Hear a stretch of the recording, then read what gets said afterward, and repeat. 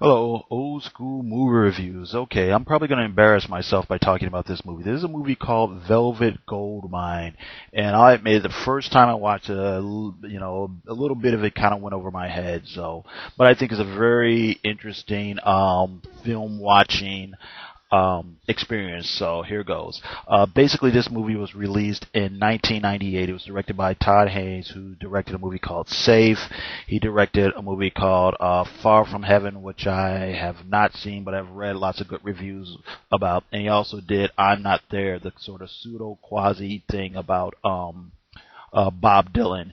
It stars Christian Bale as a reporter. Christian Bale, of course, people know from Batman. He was in the last Terminator movie. He was in a movie that I saw, but I think a lot of other people didn't like, called The Machinist, but I thought it was pretty good. He plays a reporter.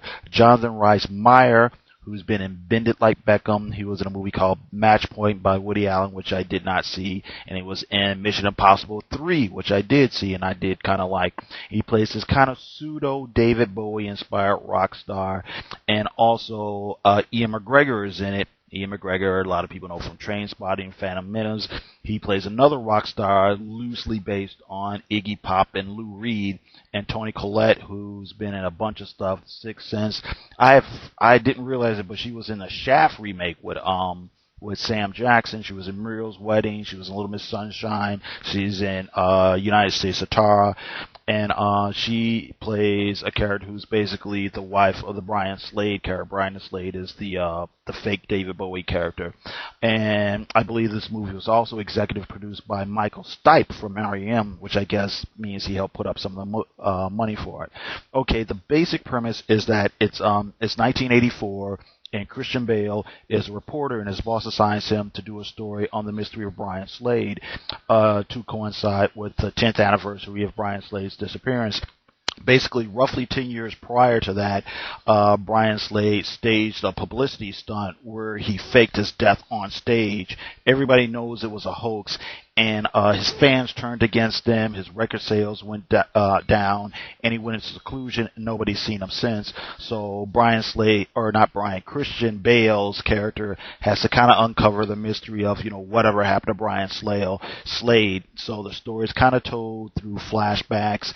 It's basically Christian Bale's character interviewing various people from Brian's life, and then you also get a lot of Christian's own memories as he used to be a former teenage fan. So that's basically the plot and structure of the movie.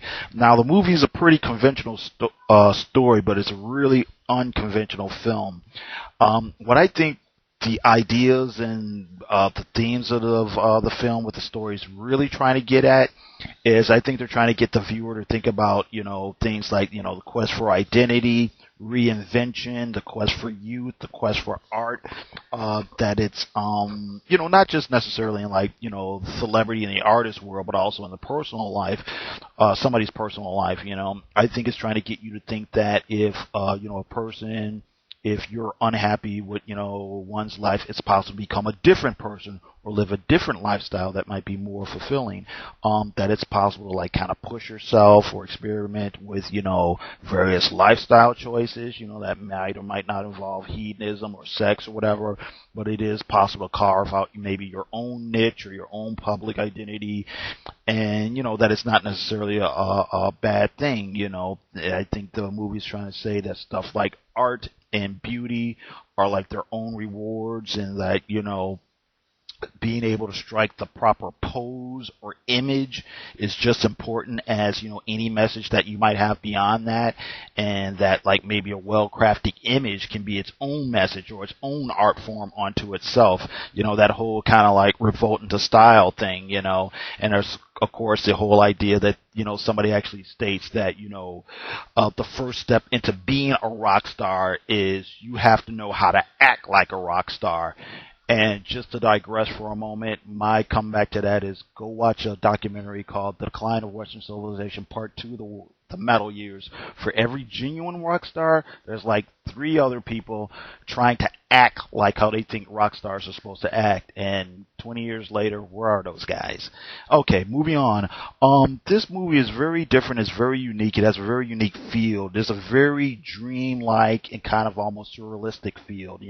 Lots of metaphors, lots of symbolism.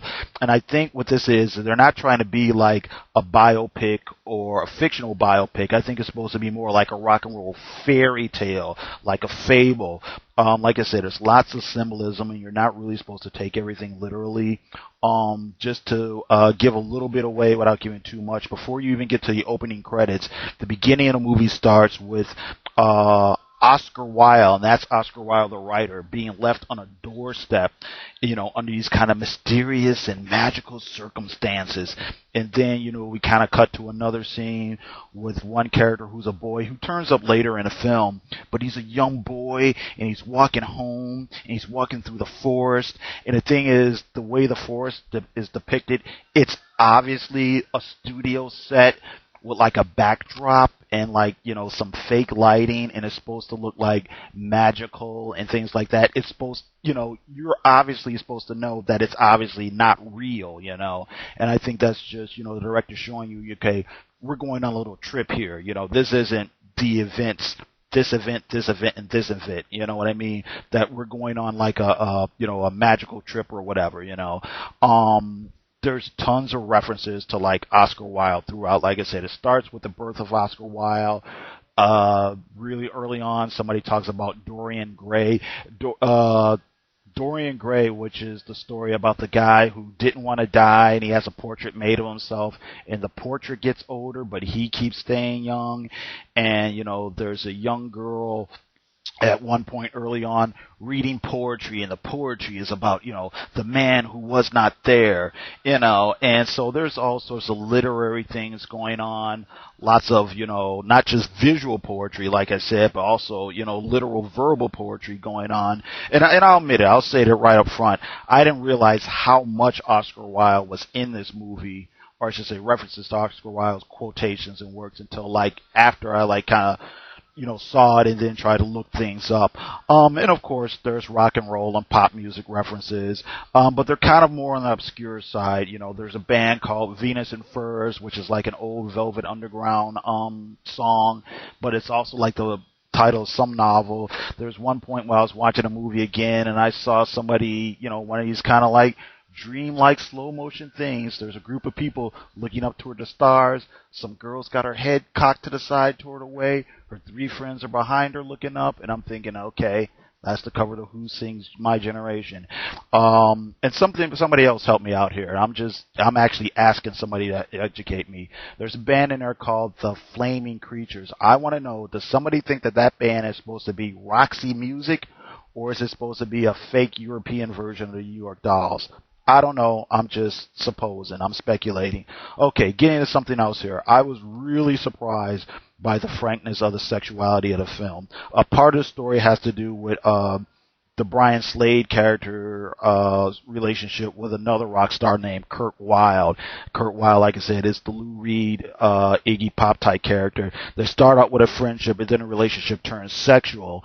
And the movie really doesn't shy away from depicting it.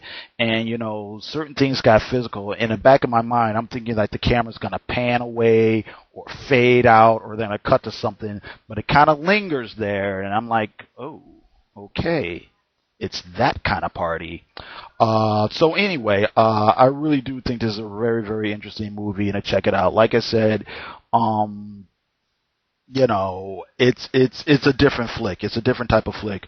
It's, if you like David Bowie, if you're a fan of Iggy Pop, if you're a fan of classic rock, if you're a fan of that glitter, glam rock, Slade, sweet type of stuff, definitely check it out. Even if you didn't live through it, but you heard about it and you're interested, check it out. If you like challenging movies, check it out. I understand, though, if you don't want to be challenged in certain ways, you might want to give it a pass. And if you're looking for a history lesson, you might be disappointed because it doesn't really give much of a linear depiction about how the trends happened or how they affected larger society. But you will get a good sense about how like art or celebrity might have a profound effect on a person or a fan's personal level. So anyway, thank you very much for listening. Thanks for hanging out. Check out my blog if you want. Tell me what you think, because I'm really interested, because this was a really different type of flick for me. All right, thanks, and you have a good one.